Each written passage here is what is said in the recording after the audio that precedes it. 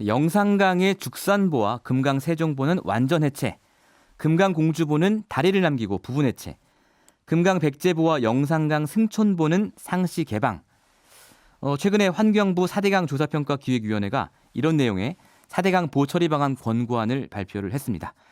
이 권고안을 계기로 4대강 보해체에 대한 찬반 여론이 뜨거운데요. 4대강 보처리를 둘러싼 각종 쟁점들을 위원회 당사자에게 직접 들어보겠습니다. 현재 서울대학교 환경대학원 소속 교수이자 환경부 4대강 조사평가기획위원회를 이끌었던 홍종호 공동위원장 연결하겠습니다. 위원장님 안녕하세요. 예, 안녕하세요. 자, 위원장님이라고 호칭하는 게 좋을까요? 교수님이라고 호칭하는 게 좋을까요? 그냥 교수로 하시죠. 예. 알겠습니다. 교수님이라고 네. 제가 호칭을 하겠습니다. 제가 말씀드린 것처럼 지금 논란이 뜨거운데 저희 청취자분들도 여러 문자를 보내주고 계시거든요. 네. 7252번님 같은 경우는 저는 영산강에서 일했던 건설기계 운전사인데요. 상습적인 침수지역 준설은 잘한 부분이지만 보설치는 아니라고 봅니다. 해체돼야 한다고 생각합니다. 이런 의견 주신 분도 있고요. 반대로 3322번님은 이때까지 보에 들어간 돈이며 철거비까지 이중으로 세금이 들어서 해체 반대합니다. 이런 분도 있는데요. 어쨌든 결과적으로 보 해체를 권고하신 이유는 뭘까요? 예, 저희가 이 보를 둘러싼 여러 논란이 있기 때문에 가장 객관적으로 과연 현재 보 유지가 바람직한지 아니면 이 보를 해체하는 것이 바람직한지에 대한 객관적인 기준을 마련하려고 많은 애를 썼습니다. 그래서 결국 그 기준으로 마련한 것이 경제적인 타당성이 있는가의 여부를 가지고 평가하자라는 결론을 내게 됐고요. 경제적 타당성이요. 그래서 소위 그 예타라고 하는 예비 타당성 조사에서 준용하고 있는 비용 편익 분석 방법을 통해서 과연 보를 해체할 때의 비용과 편익이 어느 쪽이 큰가를 가지고 객관적으로 분석한 결과라고 말씀드릴 수 있겠습니다.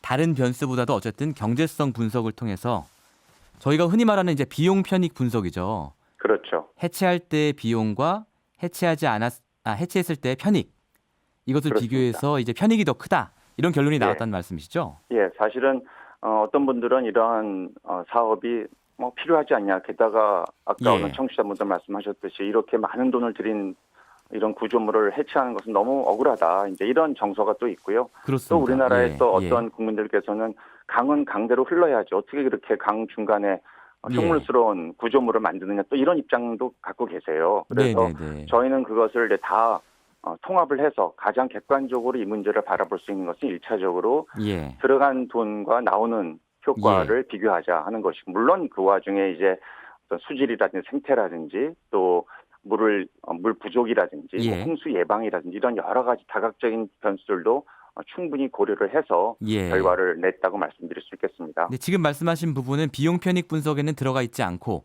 비용 편익 분석 이후에 판단에 이제 그 한 요소로 지금 집어넣으신 거잖아요. 그렇지는 않고 이게 비용 편익 분석이 조금 사실은 일반 청취자께서는 좀 이해하기 힘든 부분도 있는데요. 좀 쉽게 설명을 해주십시오. 네, 그렇겠습니다. 수질 개선이라든지 또는 생태계가 복원된다든지 또는 지하수 문제, 지금 공주보 주변에 계신 농민들께서는 지하수가 부족해진다 이런 우려를 많이 하고 있지 않습니까? 이런 것들을 다 사실은 돈으로 환산하는 작업을 합니다. 그래서 이제 경제학에서는 상당히 이런 그 과정을 통해서 단일 기준이라고 할 수 있는 화폐 가치로 다 환산을 해서 그 결과를 직접 비교를 하는 것이죠. 그러니까 그만큼 객관성이 담보된다. 물론 이것은 완벽한 방법은 아니고요. 그렇지만 말씀드렸던 수질 생태 이런 여러 가지 요소들을 다 화폐 가치화해서 단일 기준을 가지고 비교한다. 이렇게 이해하시면 되겠습니다. 그렇게 분석을 한 결과 지금 3개 보를 해체하는 데 들어가는 900억 원 이것보다 더 큰 편익이 지금 나온다고 분석을 하신 거잖아요. 사실은 그래서 1차적으로 이제 가장 이해하기 쉬운 것은 해체하는 데 소요되는 비용. 그리고 많은 이제 국민들께서 잘 간과하고 계시는 것이 현재 이 보를 유지하는데 매년 유지관리비가 들어갑니다. 그렇지 않겠습니까? 아무래도 이게 하나의 구조물이다 보니까 중간에 좀 어디 허물어질 수도 있고요. 약하게 또 좀 어떤 구멍이 생긴다든지 이런 것들을 계속 하자 보수를 하는 과정이 필요하죠. 또 재준설도 해야 되고 다시 흙이 모래가 쌓일 수도 있고요. 이런 것들을 다 하면은 그 두 개를 비교를 해보니까 이제 이것을 현재 가치화 한 것이라고 할 수 있는데요. 유지비는 매년 들어가기 때문에 결과를 비교해 보면 이 3개 보호 저희가 해체를 권고한 그 세계보호의 해체 비용이 한 약 900억 원. 네. 반면에 유지관리비, 그러니까 매년 이제 발생한 유지관리비를 이제 현재 가치 기준으로 계산을 해보니까 이것은 약 1,000억 원 정도가 나왔어요. 네, 그러니까 그렇다는 얘기는 이게 앞으로 40년 정도의 유지 관리를 감안하신 거죠? 그렇습니다. 예, 그리고 앞으로 사실은 이 시설이 더 마모될수록 유지관리비는 더 증가할 수도 있지 않겠습니까? 그래서 그런 걸 감안했을 때 그냥 그대로 똑같이 적용하더라도 네. 100억 원에 약 100억 원의 이익이 생긴다는 얘기죠. 그래서 말씀드렸던 저희의 비용 편익 분석은 뭐 수질 생태를 다 비교를 했지만 가장 쉽게 이해해 본다고 했을 때 해체하는 데 소요되는 비용은 약 900억 원. 반면에 유지하는 데 소요되는 비용은 1,000억 원이니까 결국 그 얘기는 해체를 했을 때 해체를 하게 되면 이제 더 이상 유지관리비가 들어가지 않지 않습니까?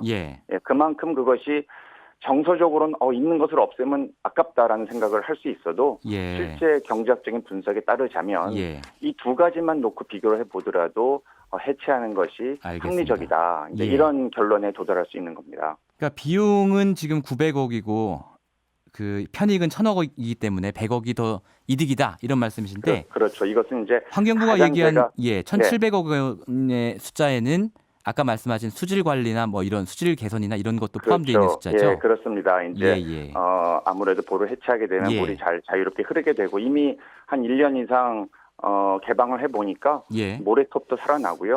또 여러 가지 이제 동식물도 생기는 이런 효과를 이미 확인을 했기 때문에 이런 것들을 포함하면 이제 1,700원까지 늘어난다는 것이고요.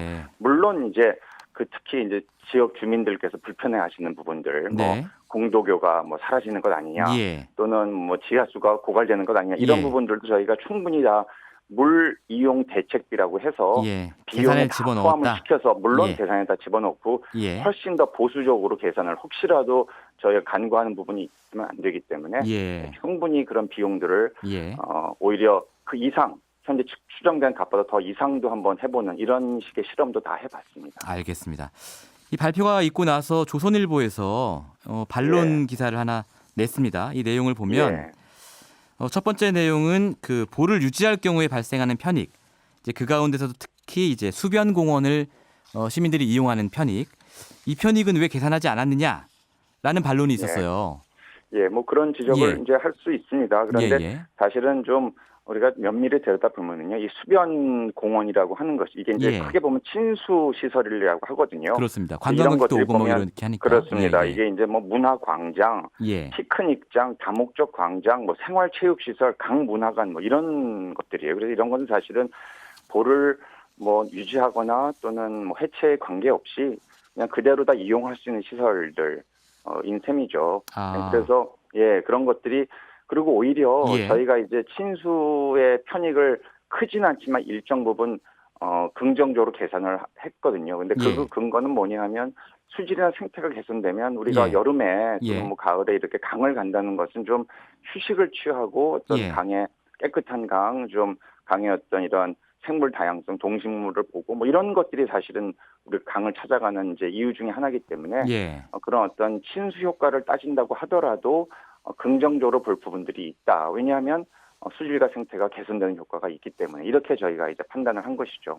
물론 오히려 보를 해체하면 더 늘어난다 효과가. 뭐 사실은 이게 그렇게 엄청 큰 수치는 아니고요. 아까 말씀드렸던 해체비라든지 또는 뭐 유지비에 비해서는 큰 값은 아닙니다만 엄밀하게 보면 이제 그런 부분이 있을 수 있다는 것이고요. 물론 이제 뭐 생태 하천 같은 경우 이제 이렇게 물이 좀 부족해지는 것 아니냐 이런 이제 우려를 하실 수는 있는데요. 전체적으로 봤을 때는 결국 강이 원래의 모습으로 자연성을 회복하는 것이 가져다주는 시민과 국민들에 대한 만족도 또는 이런 것이 더 커질 수 있지 않겠는가 그런 것이 저희 계산에 이제 반영이 됐다고 볼 수 있겠습니다. 그 부분은 이해됐고요. 또 한 가지 이제 반론이 나오는 게요. 시기상으로요. 좀 더 장기간 데이터를 축적해서 정확하게 분석을 하지 않고 너무 성급하게 한 거 아니냐. 뭐 예를 들어서 감사원 분석 때는 뭐 금강이나 영산강이나 뭐 거의 99곳을 분석했는데 이번에 5곳에 불과한 곳을 분석하고 성급하게 결론 낸 거 아니냐. 이런 반론이 있습니다. 저희 문자를 보더라도 3790번님께서 최소한 20년은 운영해서 데이터화 시켜야지 냄비 끌 듯 그때그때 정권에 따라 움직이면 그 손해는 모든 국민이 져야 합니다. 이런 지적해 주셨거든요. 예, 뭐 저는 제가 이제 경제학을 전공하는 예. 전문가 입장에서 이 데이터가 많이 축적되는 것이 주는 장점은 분명히 있습니다. 이것은 예.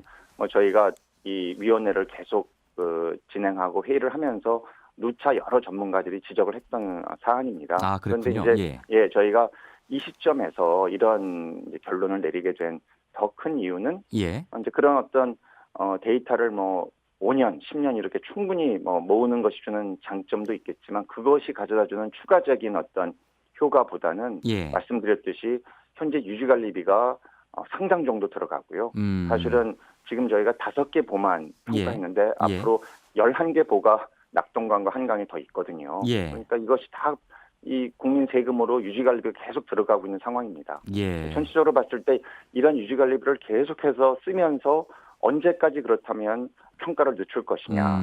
어떤 이런 고민을 저희가 이제 알겠습니다. 할 수밖에 없어요. 데이터를 쌓는 것도 좋지만 지금 굉장히 급한 상황이다. 이런 말씀이시고요. 네, 저희가 급해서 졸속으로 한 것이 아니고요. 그런 추가적인 비용이 계속 들어가는 데다가 장기적으로 우리의 이 국가 하청을 어떻게 관리할 것이냐의 문제에 직면했을 때 어떤 저희가 이런 결정을 했다. 이렇게 좀 이해해 주시면 되겠습니다. 그리고 또 한 가지 나오는 얘기가 그 주변 지역의 농민들의 어떤 반발인데요. 1756번님께서도 농민입니다. 4대강 사업 덕분에 농지의 잘 되고 있기 때문에 보해체는 반대입니다. 이런 의견 주셨거든요.